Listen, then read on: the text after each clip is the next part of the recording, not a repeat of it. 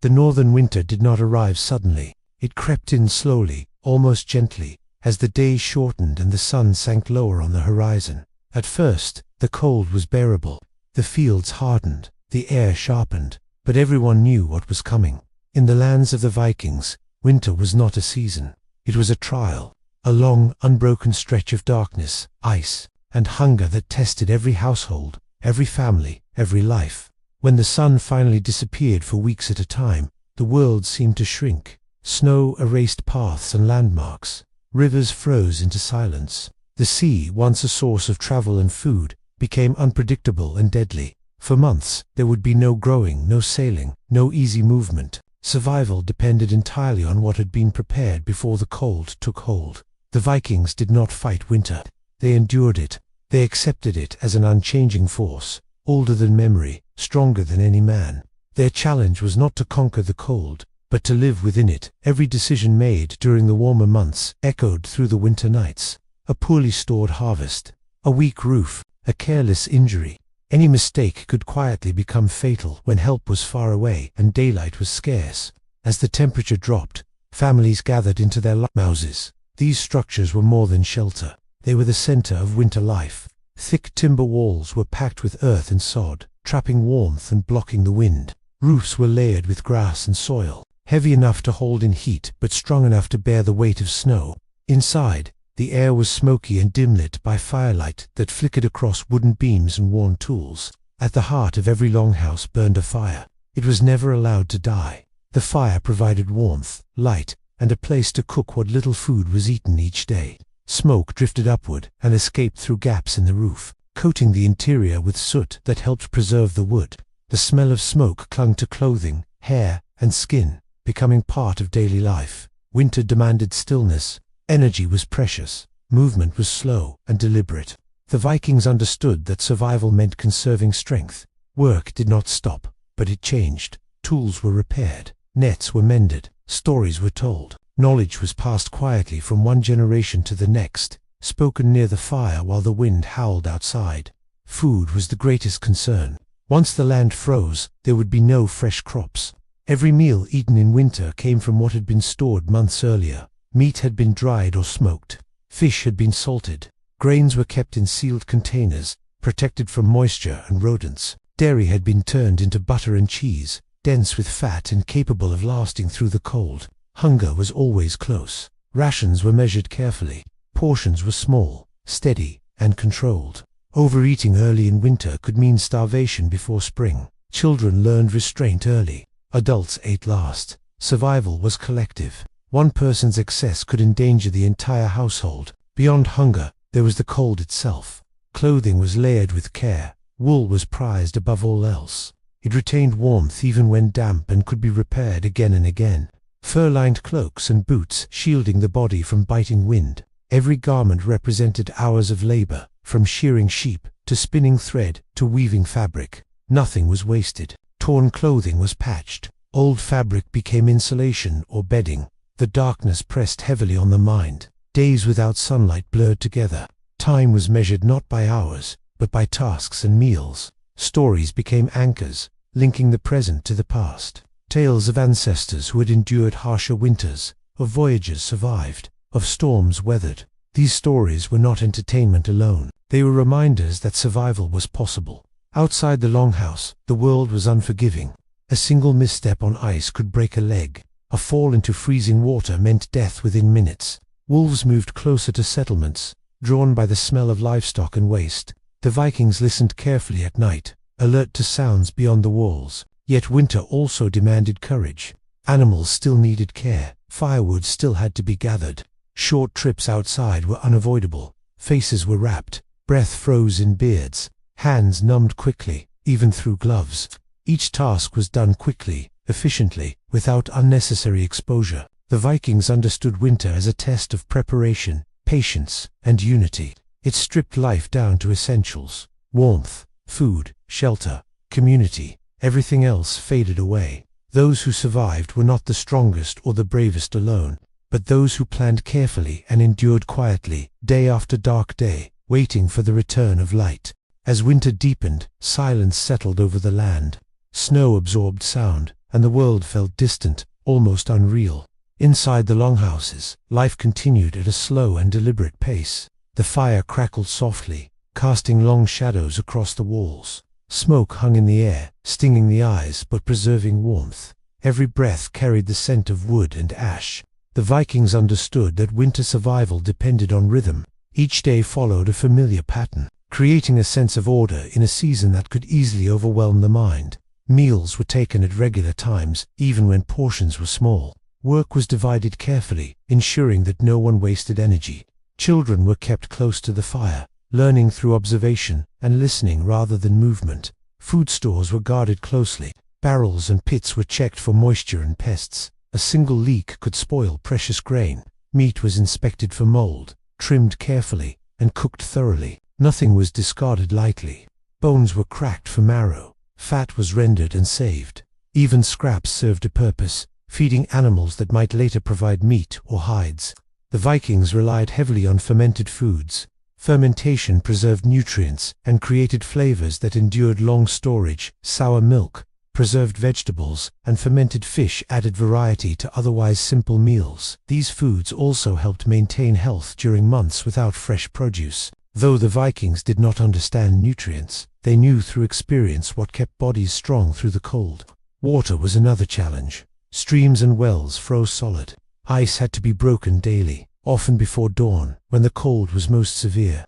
Snow could be melted, but doing so required fuel, which was never abundant. Water use was careful and minimal. Hygiene changed in winter, with less washing and more reliance on clean clothing and smoke to deter pests. Livestock were brought close to human shelter. Animals shared warmth with people, their body heat contributing to the survival of both. Stalls were cleaned carefully to prevent disease. Feed was rationed just as strictly as human food. Losing an animal midwinter could mean losing meat, milk, and future labor. The long nights tested the spirit as much as the body. Without sunlight, time felt endless. The Vikings countered this with craft and memory. Hands stayed busy carving wood, repairing tools, and weaving.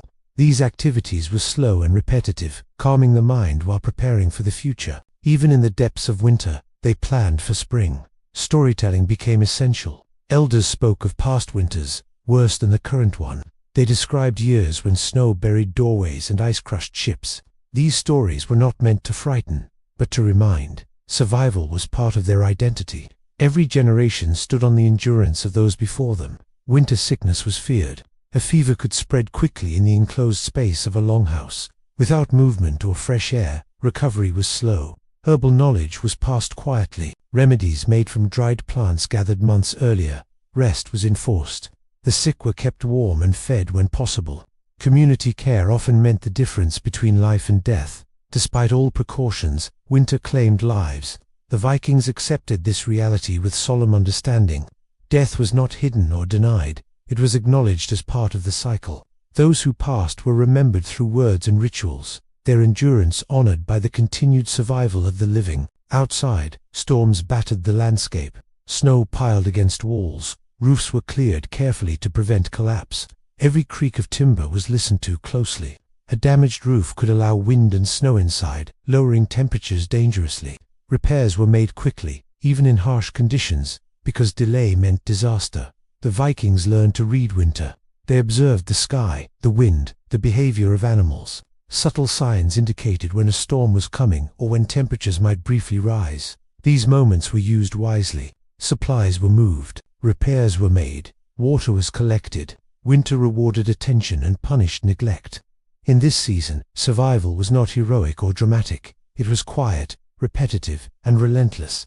It was the steady choice to endure another night, another cold morning, another measured meal. Through discipline and shared responsibility, the Vikings held their ground against a season that showed no mercy, trusting that somewhere beyond the darkness, the light was waiting. As the heart of winter passed, exhaustion settled deep into the body. Muscles weakened from long confinement. Joints stiffened from cold and damp air. Yet the Vikings remained vigilant. This was the most dangerous time. Food stores were at their lowest. Storms could still arrive without warning. A single accident could undo months of careful planning. The landscape outside the longhouse seemed frozen in time. Snowdrifts shaped by wind formed ridges and hollows. Trees stood bare and silent.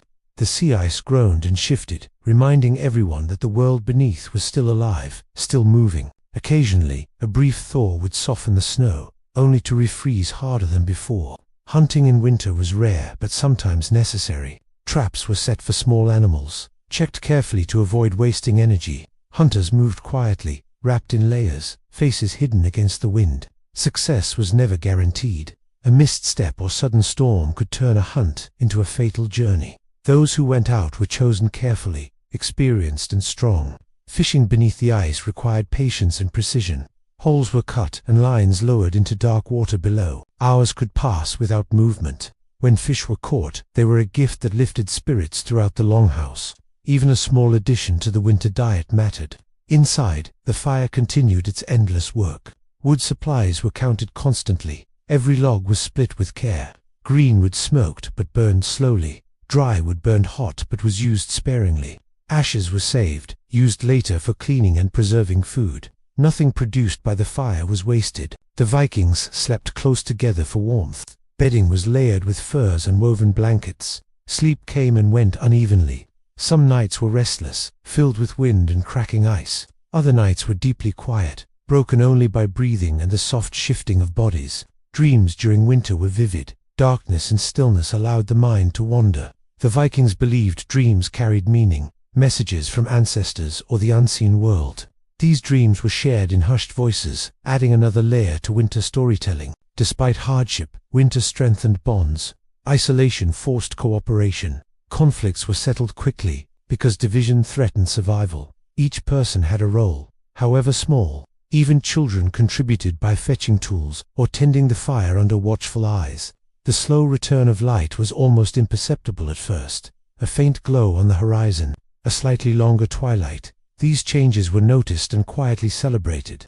They meant survival had been achieved once more. But winter was not finished yet. Late storms could still arrive, harsher than those before. The Vikings remained cautious, refusing to celebrate too early. The experience had taught them that hope must be balanced with discipline. When supplies ran dangerously low, meals grew smaller. Hunger sharpened senses and shortened tempers. Yet rituals helped maintain order. Meals were eaten together. Thanks were given to those who had prepared the stores months earlier. Gratitude became a survival tool, strengthening resolve. The Vikings understood that winter was not an enemy to defeat, but a reality to endure. It shaped their bodies, their culture, and their values. Endurance was admired more than bravery, patience more than strength. Those who survived winter earned respect, without words. As days slowly lengthened, preparations for spring began quietly. Tools were inspected again, seeds were counted, plans were discussed in low voices near the fire.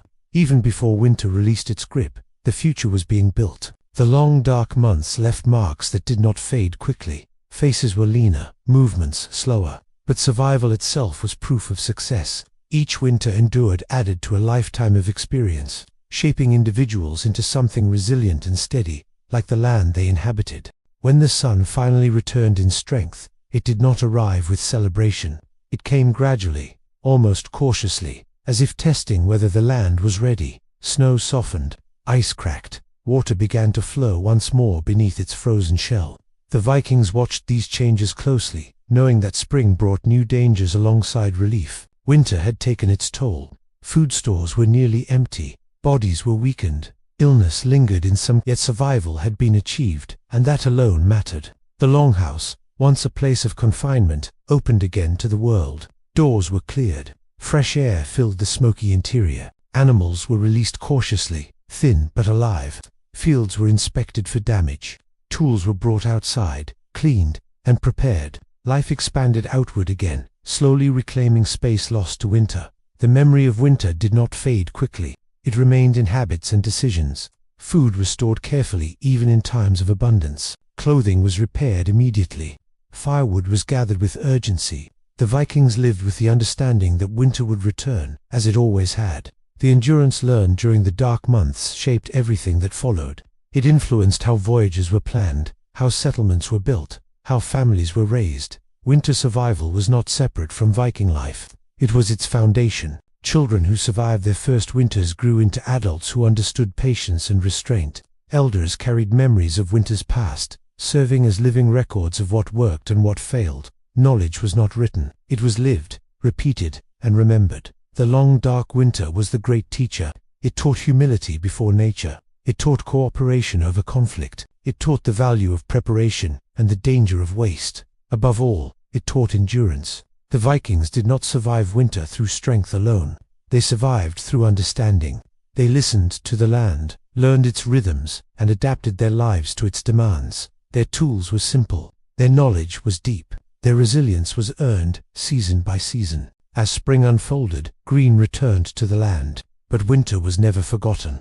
It lingered in stories told by the fire, in careful planning, in quiet respect for forces beyond control. Survival was not a moment of triumph. It was a continuous state, renewed each year. The long dark winters shaped a people who knew how to endure silence, hunger, and cold without losing themselves. In that endurance lay their greatest strength,